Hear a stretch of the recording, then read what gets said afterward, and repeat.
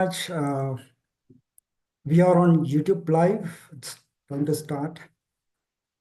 I'd like to acknowledge the presence of dignitaries here.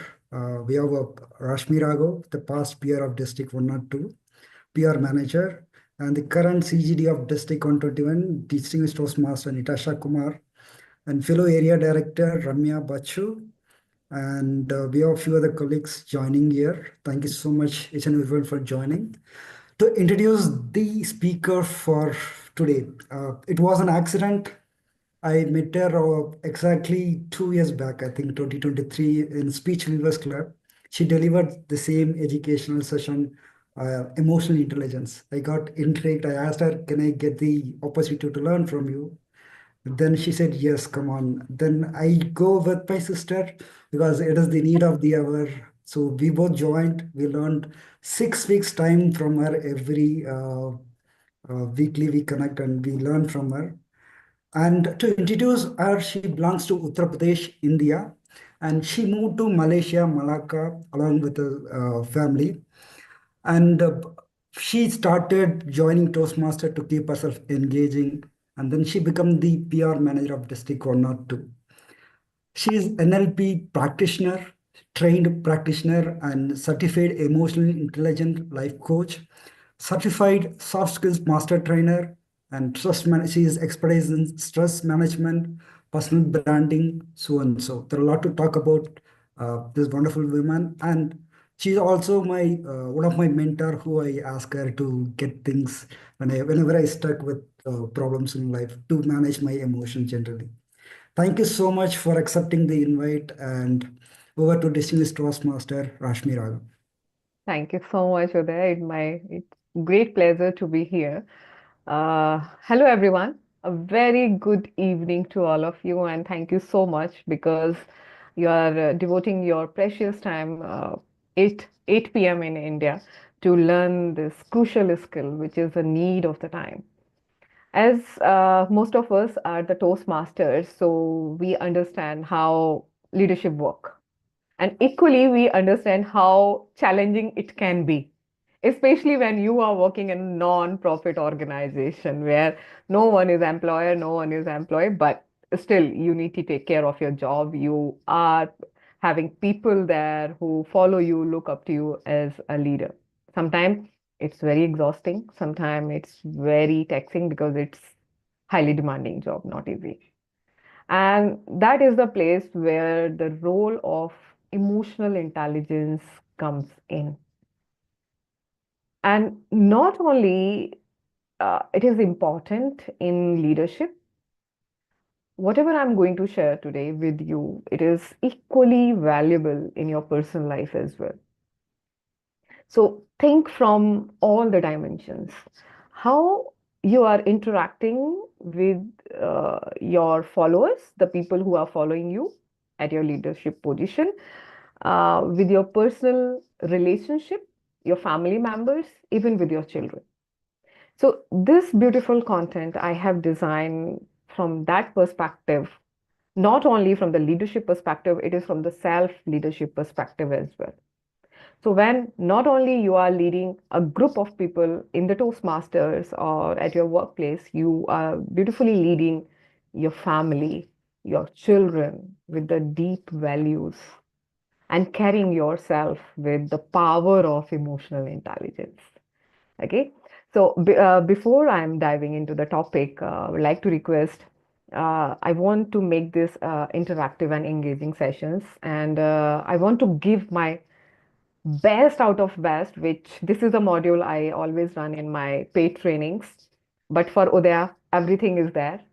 I love him a lot. He is one of my best participants of my EQ trainings. I love his growth. So I have extracted out all the precious learnings from my paid trainings, and I have two beautiful assessments in this training. Okay, because you people are equally important and equally um, crucial for me. So that will take some time. If it is up and down few minutes, just bear with me because the topic is very crucial. Okay. If you're having any question, you can raise your hand, you can use the chat box, or you can unmute yourself. Okay. Let's make it interactive and two-ways learning session. Is that okay? Can I have thumbs up, please?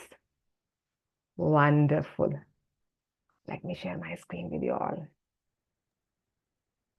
Okay. So today's lesson is not lesson actually. It's a session is about lead with emotional intelligence. Yes, it will be good if you will turn on your video. I love to see emotions because it is about emotional intelligence on your face. Okay, I appreciate that. Thank you so much, Hanan. Okay, so now tell me, I want to hear from you. What do you think about this combination, leadership and emotional intelligence?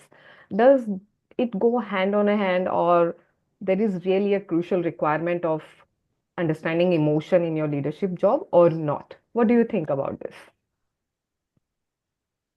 You can unmute yourself and share your views, your perspective. Yes, of course. Being into business and a couple of roles, I do feel that it is important because I didn't have this. To be very frank, it took me a lot of time to get this. So Hmm. I'm one of those beneficiaries of this. Hmm. It's very important. And how it is very important is the process that I'm undergoing as of now. Hmm. That's the reason I don't miss anything, and I don't miss anything from Rashmi ji, one of my favorite trainers. And yeah, Yeah, it is I crucial. felt the need every Yeah, time we. because, yeah, please. Oh, I got everyone. opportunity to attend Kiran Bedi session in Toastmasters, Haha. Auspicious Day, Women's Day special. Haha. There was a question asked about whether what is leadership. Ha. He told leadership is not 1 + 1 = 2. Hmm. Not logical thing. It is all about a different thing. It doesn't work the same formula to everyone. People are different. That's why leadership is very challenging. And very unique, person to person, leader to leader. You cannot categorize people into the one specific category. Oh, you need to be this kind of leader. No, it depends on the people you are leading. It depends on your ability, how you are getting connect with the people you are leading. And most important, crucial for leadership is when you are dealing with people, you are working them to drive their performance. So what we usually do, we are leader, so much focused on the goals and the targets and KPIs and the turnovers. We usually tend to focus that we are leading a group of people and people are made up of emotions. Okay. Yes, this is an era of artificial intelligence, but still the world is running by humans and that is made up of emotions. And this is a beautiful quote from the Joshua. If you want to drive performance, you need to think that emotion is that crucial aspect which drive people and people drive performance. So if you want to lead your people to make them perform excellently, you need to think that they are driven by their emotional state. So, as a leader, it is our profound duty to touch their lives on their emotional aspect. If you are not able to connect with them, human connection is so crucial for leaders. We are so engrossed into achieving the leaders, sorry, not achieving, achieving the targets and uh, looking and fulfilling our membership criterias and making it distinct with district and the area and divisions. We tend to forget, come on, they're dealing with people. If they are not achieving their set targets, if they are not emotionally driven, it will be very hard for leaders to bring them on the same place, on the same table. Okay. Now come to the point. I'm talking about the emotions and the performance. What do you understand by emotional intelligence? What do you think? Ram Prasad ji, are you there? It's okay. You can unmute yourself and Hanan, I think you are unmuted. It's actually you have to think from your brain. You have to intelligently think and respond to someone. Based on the situation, you have to mold the arguments, mold the responses. Okay. That is called emotional intelligence, is it? Exactly. Yeah. Okay. Okay. Okay. We have two types of brain, Hanan. One is that prefrontal cortex that is known as our logical brain. And one is deep down behind the ear that is known as amygdala, that is known as emotional brain. So as long as we are having proper coordination between the emotions and our logical understanding, we can call the person emotionally intelligent person. Sometimes your decisions and actions are too much logical. That does not make sense for the emotional people because they are gut and instinct oriented people. They are the people oriented. They are so concerned about people's emotion. And some people are categorized into the action oriented. So, as a leader, it is our profound duty to have that balance between EQ and IQ. Okay, that is the difference between this. And when we are talking about the EQ is that degree at which we can make emotions work for us instead of against us. As a human being, if you are not able to manage your emotions will start managing you. And that is a big chaotic situation for a leader because you are not only taking care of your emotions, you are taking care of the people's emotions around you. Their motivation, the level of motivation depends on the level of motivation of the leader. If leader is not very well versed with how to regulate their emotions, the people will feel low, they feel lost.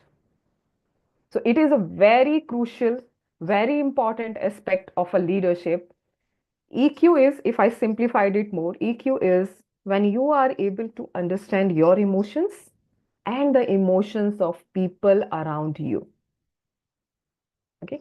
Suppose you are having a person in your team who are you delegated some task to person which he or she is not interested at all. They are not the social media person, but you take them the in charge of the district PR team and they are managing that. But they themselves is not having any Instagram account and TikTok account or the Facebook account. Don't you feel they will feel burnout and exhausted? Right? Because this is not their strength. So as a leader, you need to have the clear understanding. I'm going to form this team. I need to have a clear analysis of the strength and weakness of my people.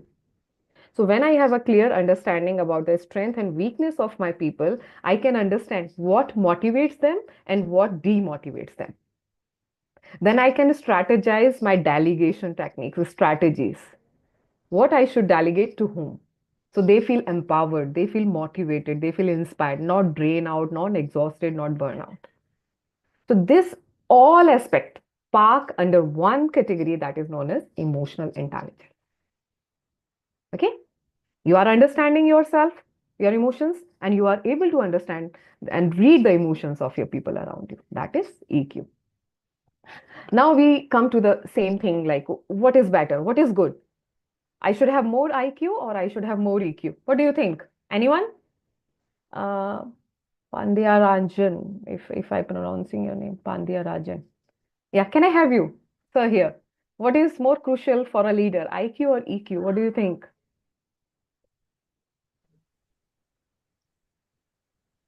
I think EQ.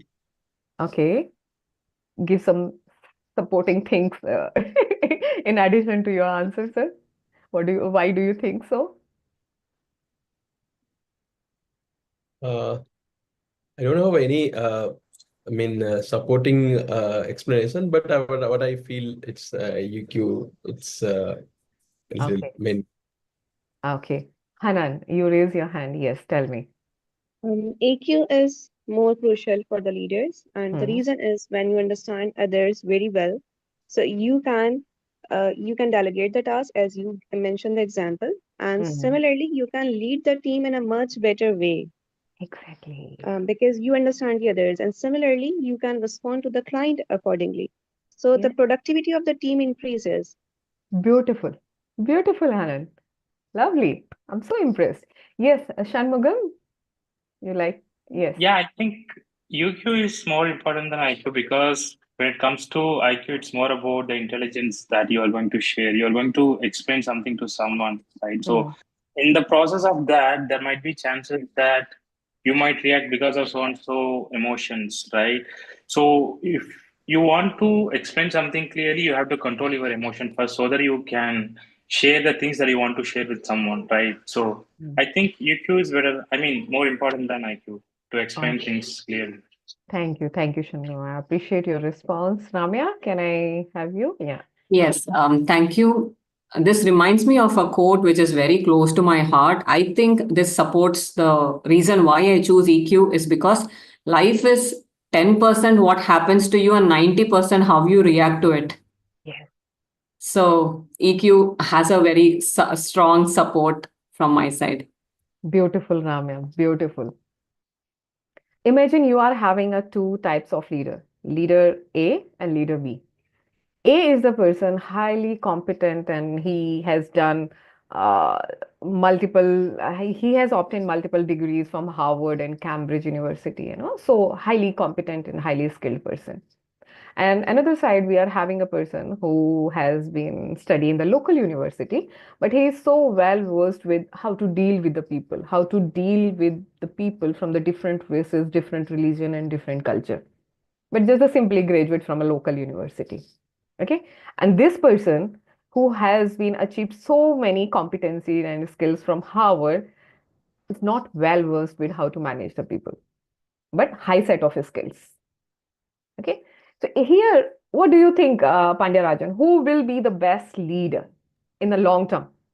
Yeah, so that's why I just that time see EQ is very much important. Even Hmm. my works experience are also in Toastmaster fraternity also. If suppose you don't have for any skill, you are not in master, but if you can understand people what they know, who is Hmm. the right person for right one. Also, Hmm. when you have empathize about your team, so Hmm. definitely you will be a successful leader, or else you are a successful manager and all.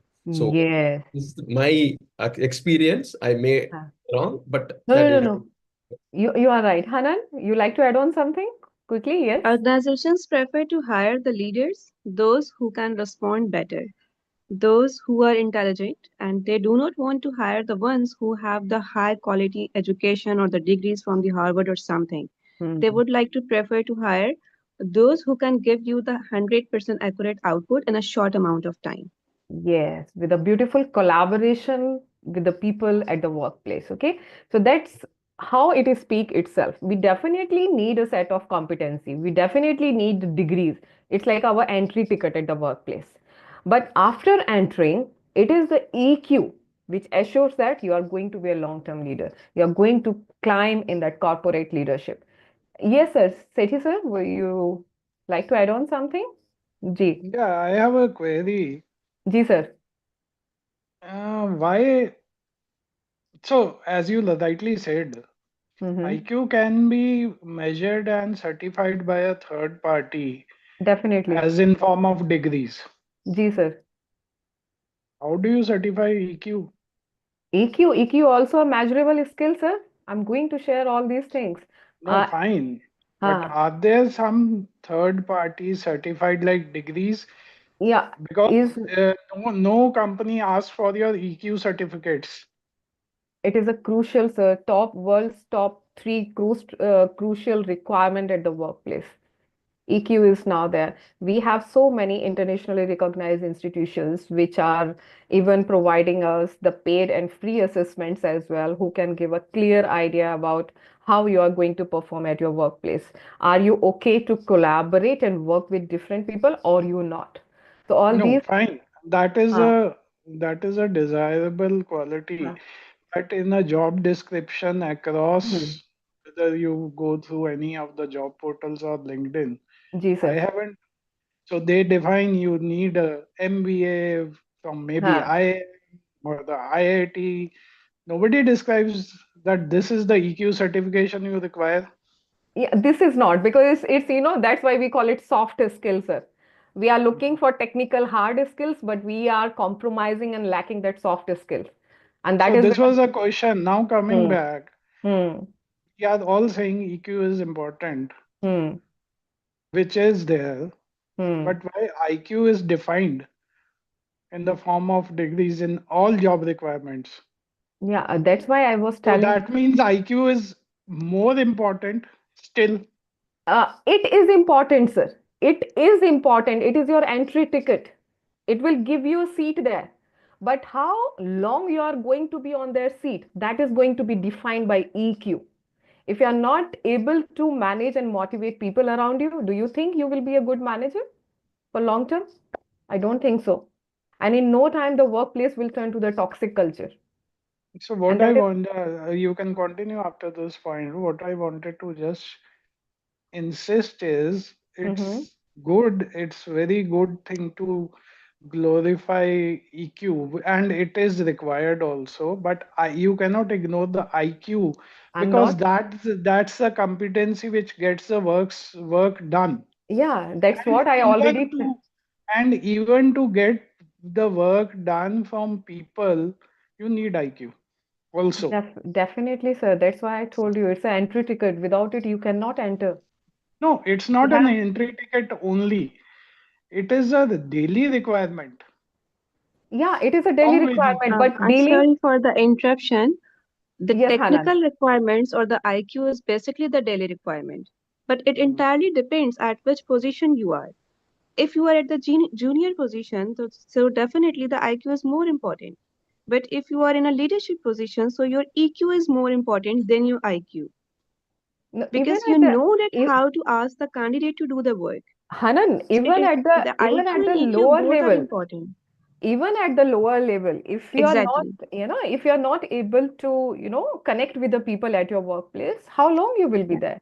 You have to balance the You have IQ with the EQ. with the EQ. That's why I Yeah. told you we have two types of brain. If my logical brain is not working, getting aligned with my emotional brain, I'm not going to function well. Because if you're not able to balance your emotions, I told you, emotions will start managing your life and you will be a big chaos, big mess. So you need to think logically. You need to have the proper balance between it. But Daniel Goleman is one of the renowned scientists of emotional intelligence world, that is also known as the father of emotional intelligence. This is the statement by the gentleman, not by me, Sethi sir. It is by him, based on 30 years of his research. He said it very clearly. IQ contributes 20% to the life success. The rest comes from the EQ. Okay, and it's a beautiful book written by Mr. Daniel, and the study and the research, everything is based on the organizational setup at the workplace, how it works. And with that study, he proposed that EQ does not come with emotional balance. No, it is a beautiful bouquet of 5 different types of flowers. First, start with the self-awareness. As a leader, are you able to understand what is the set of skills you are having? What is your belief system? What is your core values? What is your strength? And what is your weakness? So if you are well aware about your weakness, you don't need to waste time on it. You just outsource it, delegate it. You focus on your strength. So that is the self-awareness part of it. It starts with self-awareness. It starts with me, first thing. And second comes the self-regulation. If I'm having a big conflict at my workplace, but I'm a leader, and when I'm entering in the room, seeing the hot discussion, am I able to remain calm and composed, carrying my positive aura, or I'm just flipped off, like someone pushed my hot buttons and I'm triggered and I raise my voice, I'm shouting and I'm showing tantrums, I'm just telling them I will fire you from this job, I'm doing this, I'm doing that, or you are in a proper control of your emotions, you're managing it well. That is also a beautiful aspect of executive presence, the gravitas. No matter how much fire you are having under you, but being a leader, you are holding the gravity. Okay? I am an EQ coach. That does not mean I do not have emotional turbulences, emotional trigger. I do have it, but I know how to manage it. That is the power of being an EQ person. I know how to regulate it. I have my own me time settings. I know if this time I'm triggered, I will go for this way. If this time I'm triggered, I will go this way. So that is the part of self-regulation. And then comes the social skills, how I'm communicating with different personalities at my workplace.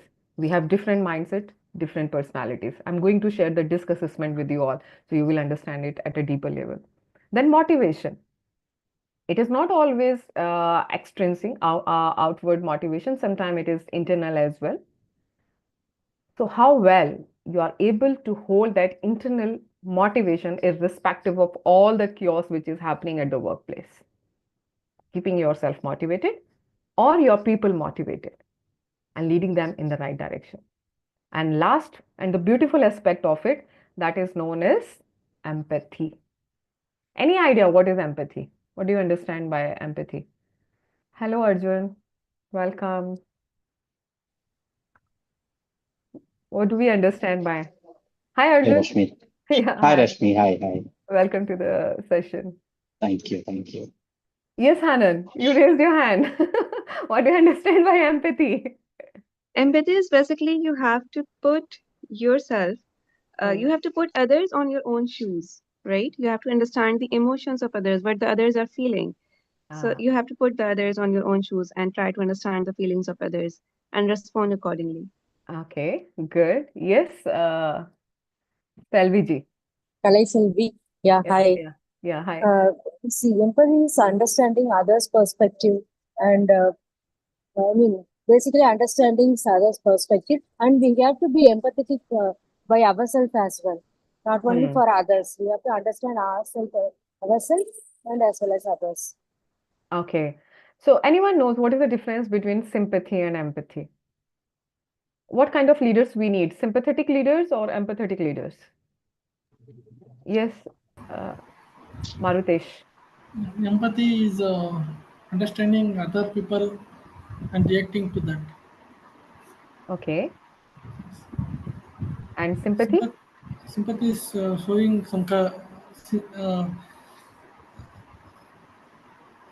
helping to other, seeing their condition. That is sympathy. Okay, let me summarize in the simple word. There is a difference. Sympathy is when being a leader, you are seeing the people are struggling, they are in a chaos.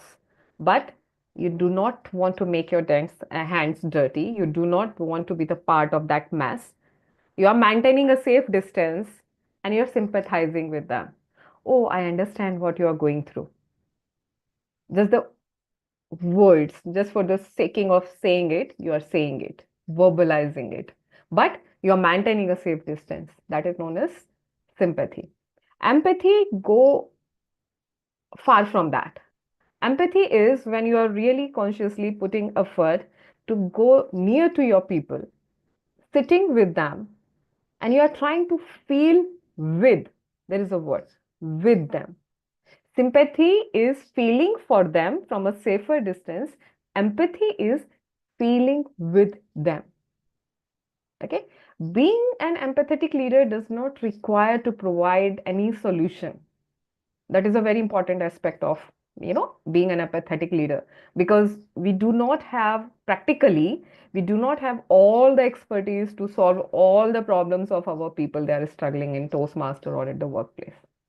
Okay, so what can we do? We can just be there with them, trying to understand. So that is being an empathy person. If you are if you are able to utilize more of emotional intelligence, and if you are ready to go one more step further, then comes the epitome of it, that is known as compassion. Compassion is something, Hanan, which is when you are holding the expertise. You know, people are struggling, and you know what is the right set of solution, right set of advice I can give to my people.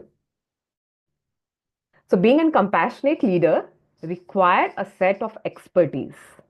So you are able to give them a solution, then you can call yourself, I'm a compassionate leader. You are showing the karuna, you are having the solution of their problems. Empathy, one ladder down, it is, I'm there. I do not have the solution, but I'm there with you if you need me. I'm here to listen. And sympathy, at the bottom, I'm here for you, but from a safer distance. Don't push me and don't bring me to the mass you're struggling with. Okay, so being a leader, you should be very, very clear, because we need to be very clear with the terminology we are sharing and talking with our people. Our communication, our words matters a lot. Okay? I'm feeling pity for you. Please don't use these words.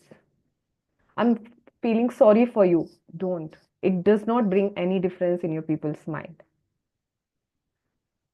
The leaders who are having right set of EQ, emotional intelligence, they choose their vocabulary with proper consciousness. I'm here with you. Let me know how can we work together? How can we go through this problem? Okay. So any question about the 5 domains of EQ or all good to go?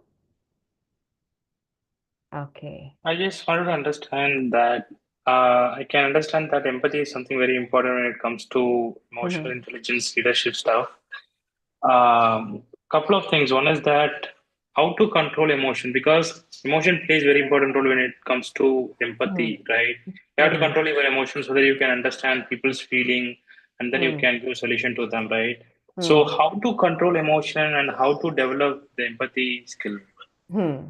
Okay, that is out of this session, but it is very well connected. I want to share with you. Okay, every person is not having empathy DNA. It is very clear. Okay, we are majorly having 2 types of people. Some are people oriented. They are very well concerned about the people's emotion and their growth. Some are action oriented. They do not care about the people at all, but they are focused on the goals and targets. Okay, so they are the people who lack empathy DNA. But as you are there at the workplace, you are dealing with the people, you can utilize the skills you are learning in Toastmasters. Communication. You can use the terminology. I understand. I feel.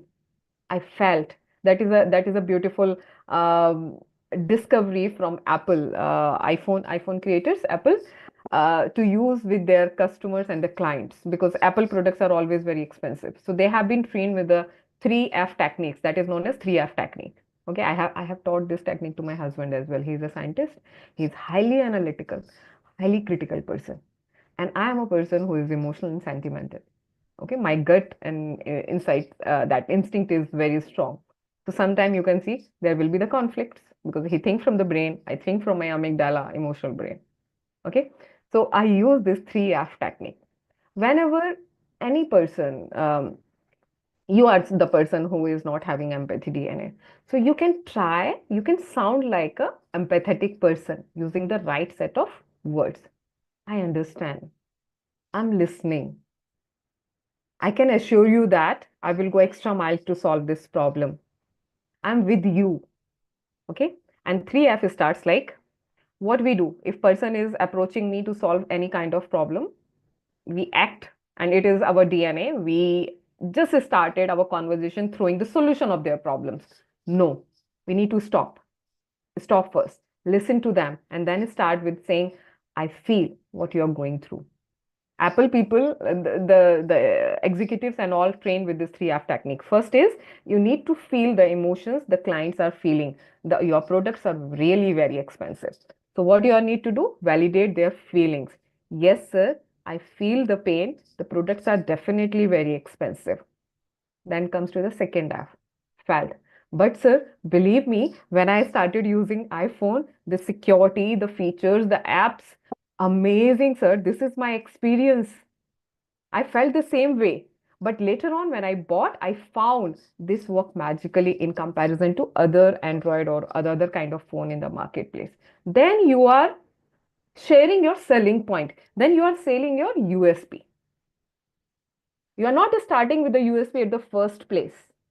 If you are starting at the first place, you are showing the client their emotions and feelings are invalidating. So first you need to make them assured, make them feel heard and their emotional need validated. I feel, sir, what you are going through. The products are really very expensive. So you need to, I use this technique with my husband, okay? I know you're critical and very highly analytical, but whenever I'm coming and sharing anything, use this vocabulary, feel, felt, and then at the third point, you share your solution, the logical one, found. So this is how we can sound like a empathetic person, right? Second point, you were talking about how to control. Emotions are energy in motion. It's a form of energy. First thing, it should be very clear in our mind, we cannot control energy. We cannot destroy the energy. We can just transform it into one form to the another. Okay? If you are struggling with anger at the moment, if you are holding it, keeping it to yourself, anger affects majorly our liver. Liver is the favorite place for the anger to sit down. Okay, each and every negative emotion affects a particular organ in our body. Like grief, the favorite place of grief is the lungs. Stress, our brain. Fear, our kidney.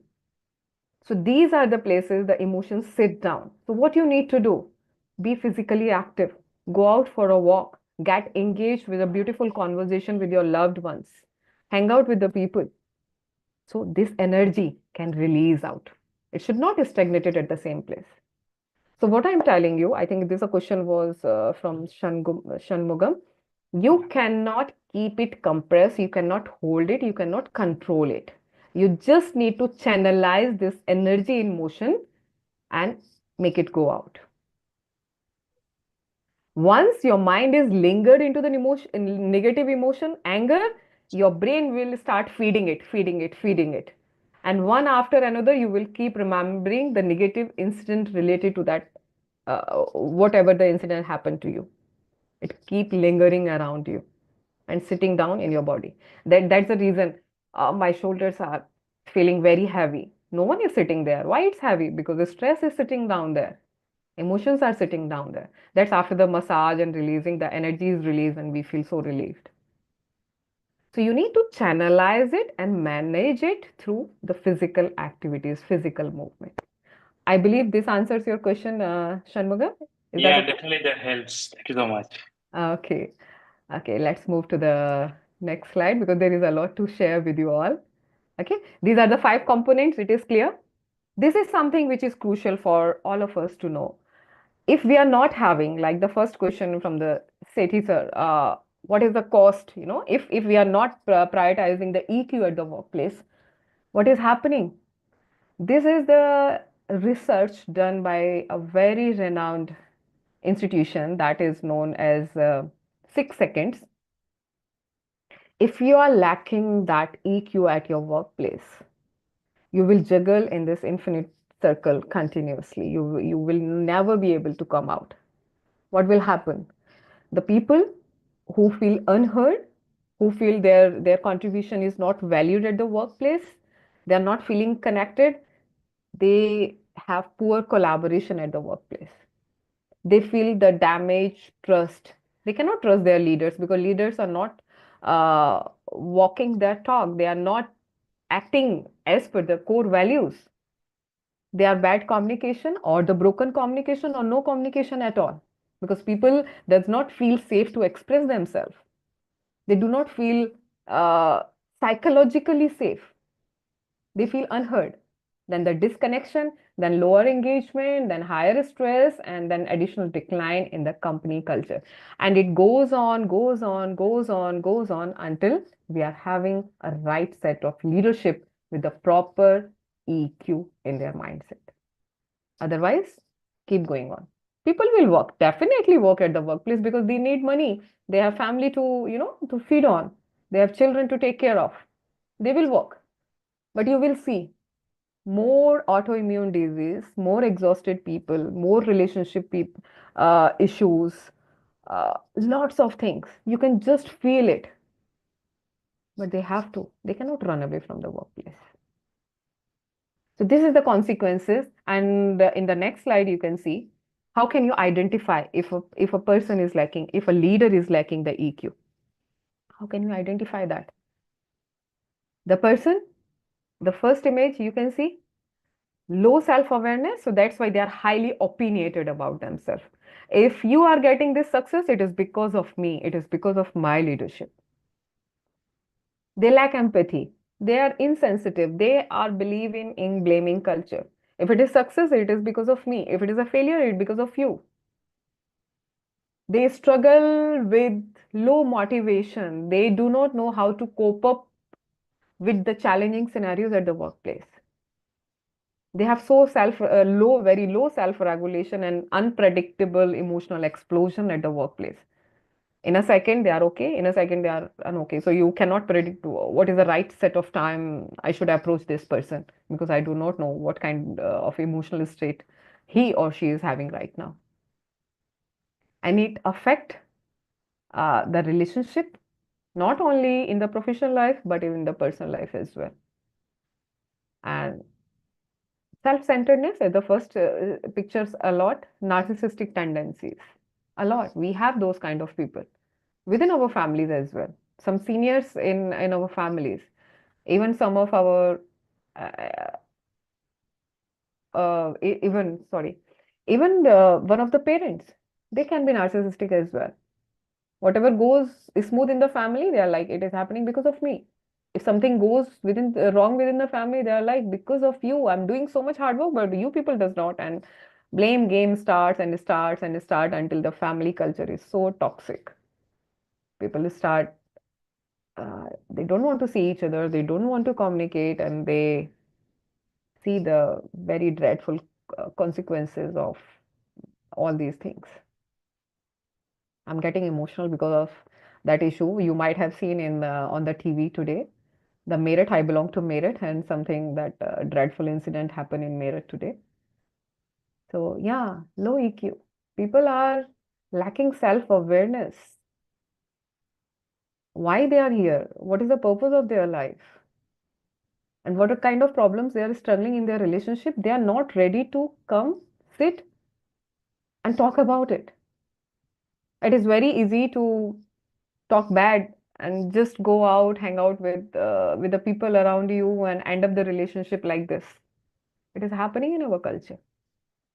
So this is a demand of the time. We really need to work on our self-awareness, mindfulness, and relationship bonding. And this is how EQ and organizational success connects. If you are having a right set of leadership, you will see your employees will be well engaged at the workplace. This is a major problem in the organization. Employees feel we are not getting properly engaged. So they feel disconnected.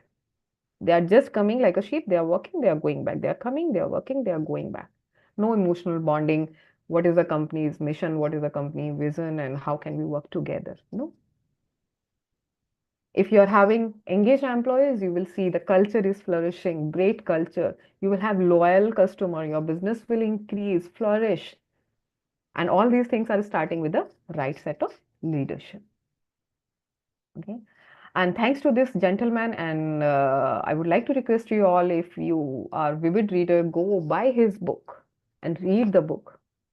So many eye-opening discoveries and research he has been written there. And this is all his finding. I'm not saying this.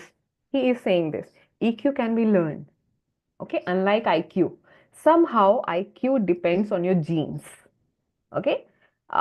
If a person is having a normal IQ, you can provide some kind of tuitions, resources, training, but you cannot see the dramatic change in his logical and reasoning, understanding, the mathematical calculation. You can enhance a bit, but you cannot see dramatic changes.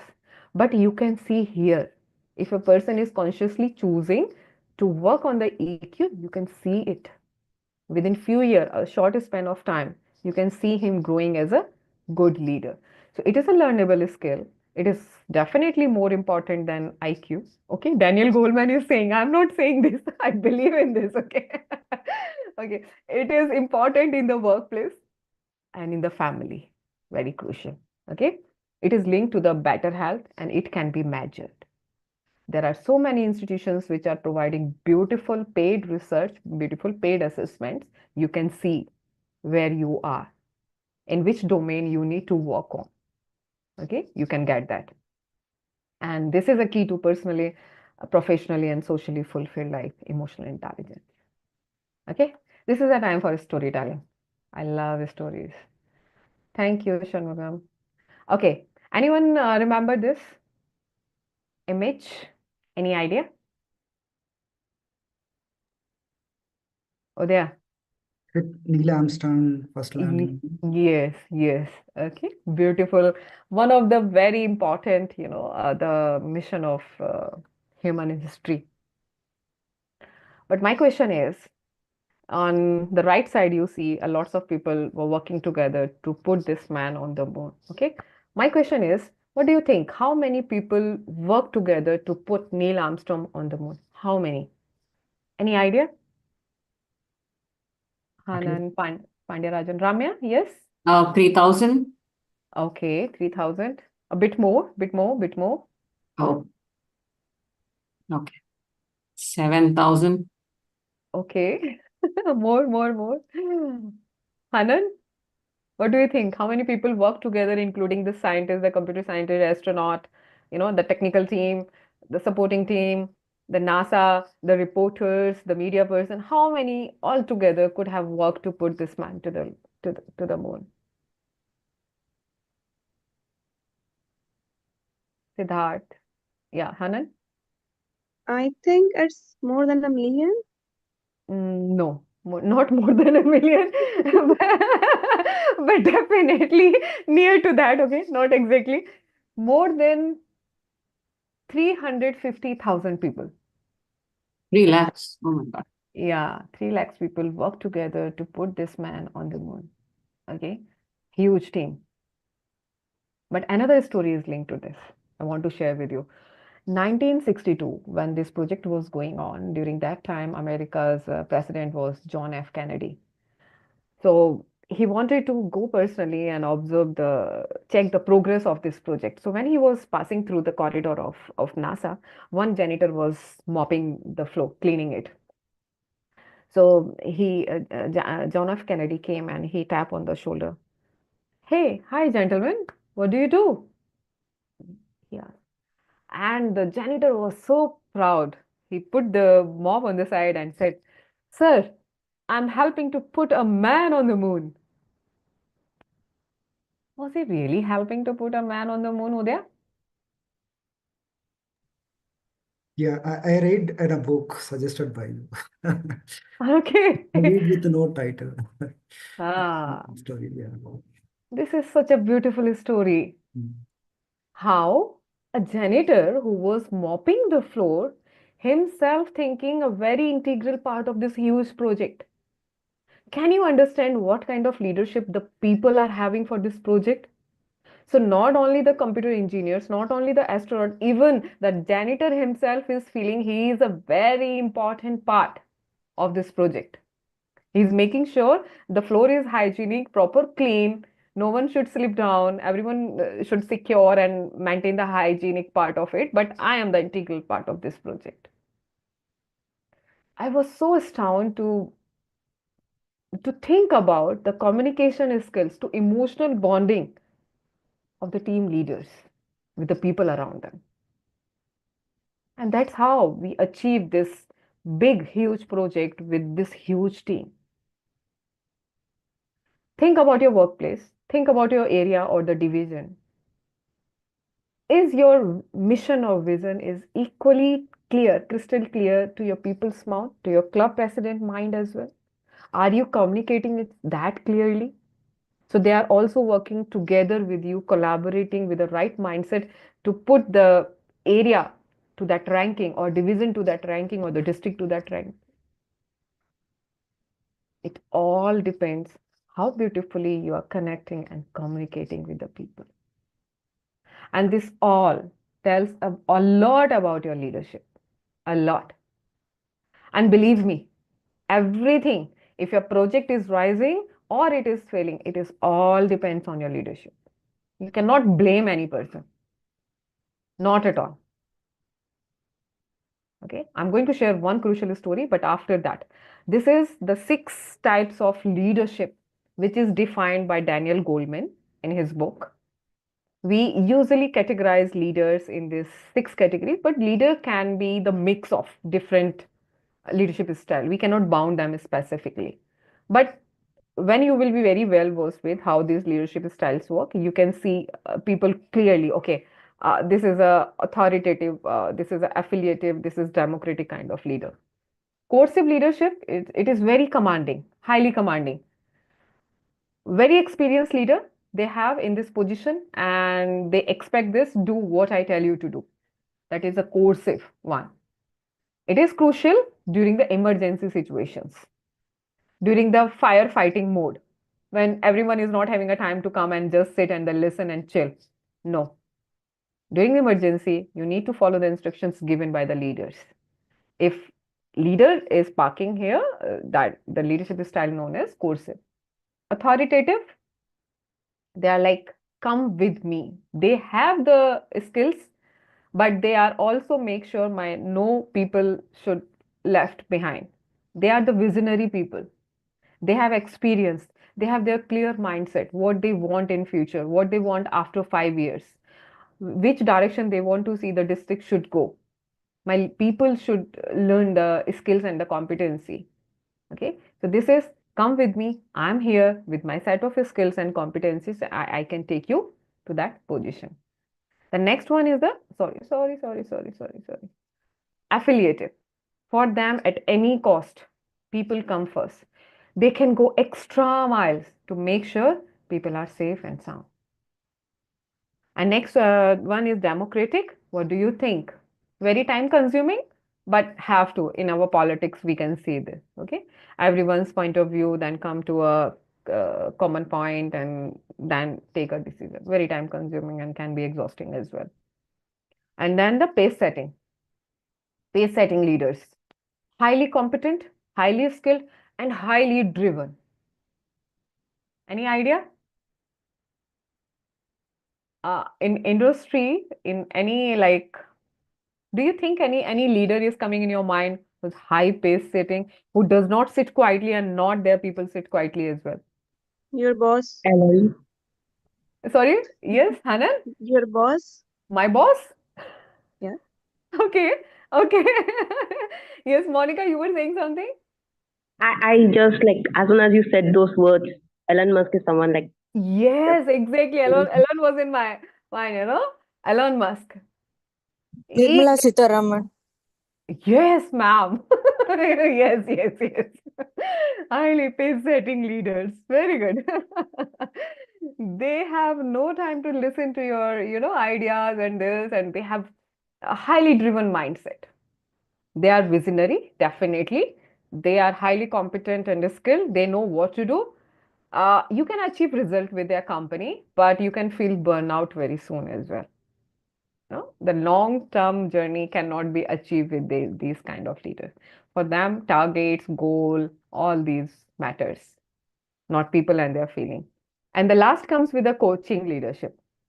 Coaching is when you are able to see, there is a very famous Toastmaster speech by Dhananjay. I see something in you, but I don't know why. I don't know what, something like that. The title is there. So these are the people, these are the leader who can see your untapped, unlocked potential. And with the open heart and open mindset, they are there with you to hold your hand and coach you to take you to the right direction and unlock your potential. Coaching leadership. Okay. Have you seen all these movies, all these characters, Avengers? Familiar with these characters? Anyone? Yes, ma'am. Okay, Udaya, what do you think about the Captain America's leadership? What kind of leader he is? You can refer back this one. What do you think? Commanding, authoritative, affiliative, democratic, pace-setting, or coaching?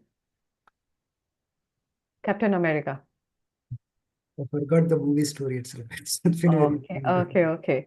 He is quite commanding in nature. I He think, is like natural. Yes, Pandya yeah, I think he is a commanding. At the same time, he is a democratic also. So he will not.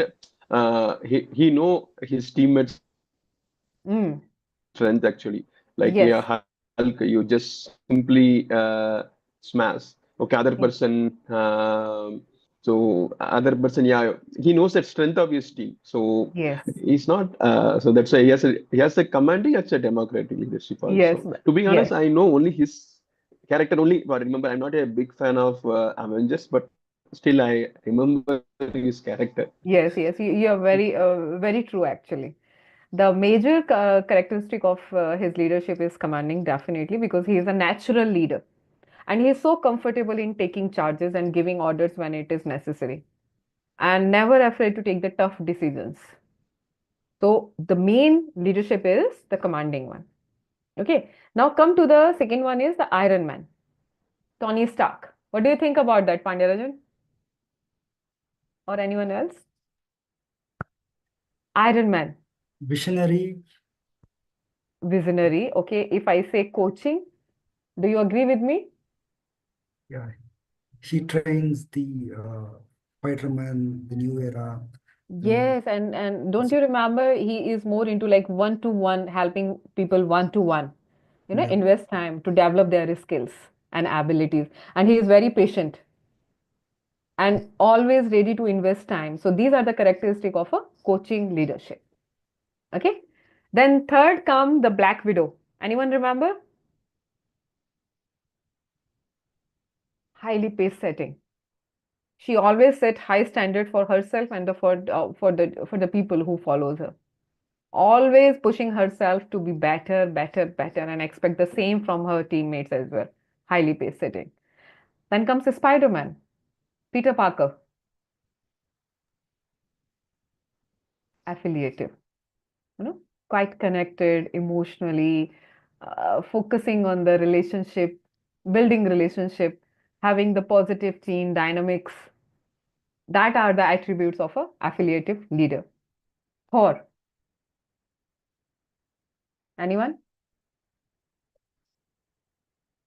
Democratic, is more into the seeking input from others and working in a collaborative environment. And third one is the Doctor Strange. I think it is very, very clear, crystal clear. What do you think? Hanan? Ramya? Oh, I'm not familiar with the Okay, Marvel characters. characters, but these people remind me of Dhoni.